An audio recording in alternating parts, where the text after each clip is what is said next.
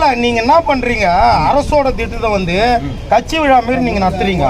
இது வந்து கட்சி விழா கிடையாது, இது தமிழக முதல்வரின் காப்பீடு திட்டம். இது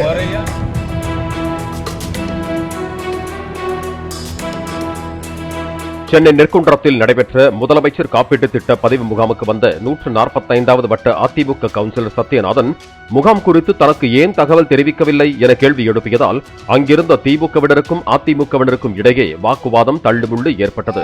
வரல. நீங்க என்ன பண்றீங்க, அரசோட திட்டத்தை வந்து கட்சி விழா மாரி நீங்க நடத்துறீங்க.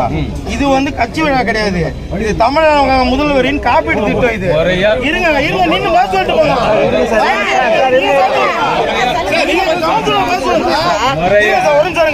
சார் அவர் சேர்மனா கவுன்சிலர், அவர் சேர்மனா கவுன்சிலர் சார். இருங்க சார், என் உரிமை சார் இது.